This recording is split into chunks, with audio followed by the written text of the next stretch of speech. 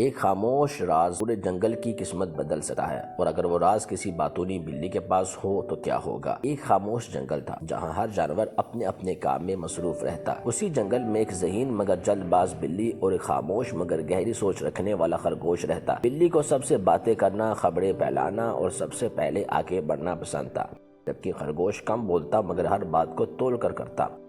ایک دن جنگل میں اچانک افواہ پھیل گئی کہ پرانے برگد کے درخت کے نیچے کوئی خزانہ چھپا ہے۔ کسی کو معلوم نہیں تھا کہ یہ خبر کہاں سے آئی، مگر حیرت کی بات یہ تھی کہ سب سے پہلے یہ بات بلی نے ہی سنائی تھی۔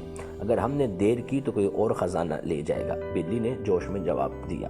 خرگوش نے آہستہ سے کہا، ہر سنی بات سچ نہیں ہوتی، پہلے سوچنا ضروری ہے۔ مگر بلی نے کسی کی نہ سنی، وہ اکیلے ہی رات کے وقت برگد کے درخت کی طرف چل پڑی۔ راستہ سنسان تھا، ہوا میں عجیب سی آوازیں تھی، مگر تجسس نے بلی کو آگے بڑھنے پر مجبور کر دیا۔ جیسے ہی اس نے زمین کھودنا شروع کی کہ اچانک زمین دھنس گئی اور بلی گہرے گڑھے میں پھنس گئی۔ ادھر خرگوش کو دل میں عجیب سا خوف محسوس ہوا۔ اسے اندازہ ہو گیا کہ بلی ضرور کسی مصیبت میں۔ اس نے شور مچانے کے بجائے جنگل کے جانوروں کو جمع کیا، رسیاں لائی اور سب کو ساتھ لے کر برگد کے درخت تک پہنچا۔ گڑھے میں پھنسی بلی خوف زدہ تھی۔ پہلی بار اسے احساس ہوا کہ اکیلے اور جلد بازی میں کیا گیا فیصلہ کتنا خطرناک ہو سکتا ہے۔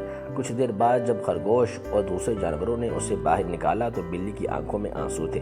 میں صرف سب سے آگے نکلنا چاہتی تھی، مگر میں نے کسی پر بھروسہ نہیں کیا، بلی نے شرمندگی سے جواب دیا۔ خرگوش نے نرمی سے جواب دیا، اصل خزانہ سونا نہیں بلکہ ایک دوسرے پر اعتماد اور مل کر فیصلہ کرنا ہے۔